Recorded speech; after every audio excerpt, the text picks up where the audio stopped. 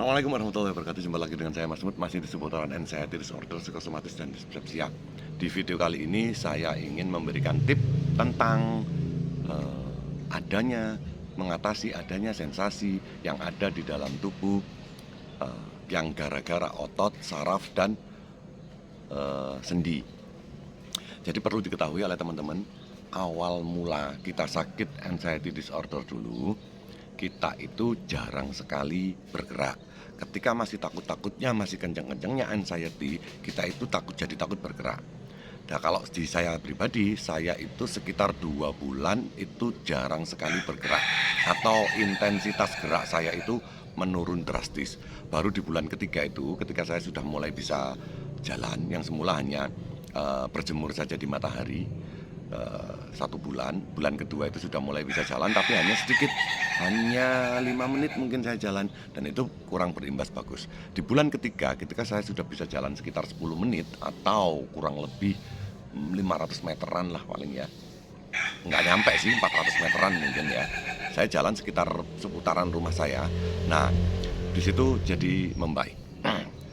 Sebelumnya ketika kita masih diam saja di rumah, ketika kita masih belum bisa apa-apa, lah itu yang menyebabkan otot-otot kita jadi kaku, persendian kita jadi kaku, terus saraf kita jadi kaku juga. Jadi 3 itu bisa jadi kaku: persendian, saraf, dan otot kita. Jadi kaku semuanya. Dan karena berpikirnya terlalu ekstrim di otak itu, berpikir terus tentang penyakit, akhirnya nutrisi itu kepakai oleh otak dan nutrisi ke tubuh itu berkurang, kalah, akhirnya bisa menyebabkan kelingan. Tapi hari ini saya tidak membahas tentang kelingan, hanya membahas tentang sakit otot, saraf, dan sendi. Hanya 3 itu aja. Dan itu bisa membuat tidak nyaman. Kadang-kadang angkat rokok saja, itu tangan itu nggak bisa lancar ya. Biasanya kan ini kan bisa enak gini ya. Ini bisa ada tahapan, seperti ada tahapan deg deg deg deg gitu, terasa di persendian. Terus ketika duduk seperti ini, mau membungkuk, dulu terpuruk suka membungkuk begini ya. Begitu menegakkan badan lagi itu ada tahapan seperti deg deg deg deg deg seperti gitu. Padahal lancar saja, tapi terasa di sini itu seperti deg deg deg deg. Nah, itu ruas-ruas tulangnya itu kaku semua.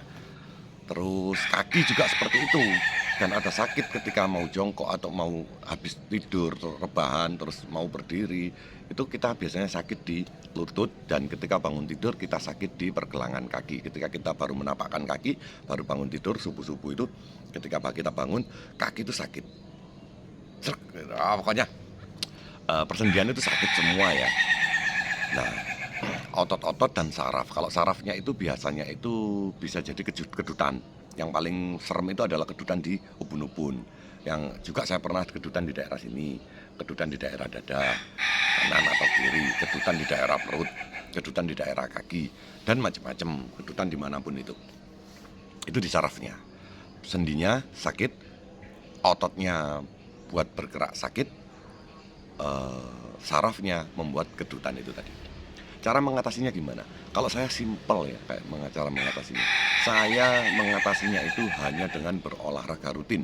Yang semula saya olahraganya itu hanya sekitar bukan olahraga ya, hanya duduk kena sinar matahari seperti ini sampai berkeringat. Terus pulang awalnya di bulan pertama. Dan bulan kedua saya sudah mulai bisa jalan. Jalannya itu hanya 5 menit atau sekitar 300-400 meter. Terus setelah itu di bulan ketiganya baru saya hajar jalannya. Jalan saya itu sudah bisa sampai setengah kilo, tapi 1 kilo, tapi saya bagi menjadi 2, pagi 1,5 kilo, sore setengah kilo. Dan ketika di bulan ketiga itu juga sampai bulan keempat itu saya sudah mulai bisa 1 kilo. Nah, apakah sudah hilang? Tidak hilang. Sarafnya masih belum membaik, sendinya belum membaik, dan ototnya juga belum membaik. Kenapa belum membaik? Karena kita hanya jalan kaki saja, olahraganya sangat ringan. Dan kemudian saya naikkan level olahraga saya dengan cara olahraga yang lebih intens lagi, lebih berat lagi. Contohnya, setelah saya jalan, di terakhir jalan itu, saya pakai jalan itu sambil squat. sambil squat. Jalan squat itu nah, satu kaki dimajukan, terus kita pendekkan badan dengan badan tegap ya, tapi kakinya ketika maju satu kita pendekkan hampir jongkok, terus kita naik lagi, terus jalan lagi yang kiri, kita sekuat lagi. Nah, itu membuat persendian kaki dan engkel pergelangan kaki itu jadi membaik. Setelah saya melakukan hal tersebut, saya tidak merasakan nyeri sendi, nyeri sendi.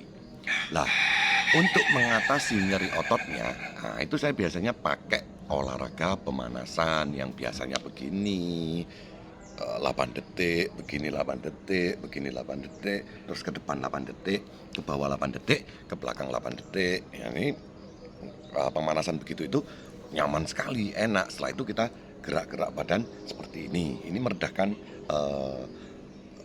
kakunya otot di punggung. Saya begini biasanya. Setelah itu saya pegang pinggul saya, terus saya puter-puter gitu sambil kakinya lurus ya, berdiri kan, kakinya lurus sambil puter-puter itu. Nah, sambil begitu. Setelah itu saya sudah mulai push up. Sudah mulai push up sedikit-sedikit. Pertama push up-nya di tembok aja, karena kita nggak kuat, fisik kita masih lemah. Saya push up-nya di tembok. Setelah itu kita push up-nya di agak bawah di meja makan. Saya push up-nya di meja makan. Sampai sekarang saya sudah push up di lantai, sudah bisa sampai 15 kali alhamdulillah. Dan itu mengakibatkan otot kita membaik dan tidak ada permasalahan di otot. Sendinya sudah bagus, ototnya juga sudah bagus akhirnya. Terus yang di sarafnya itu mengikuti.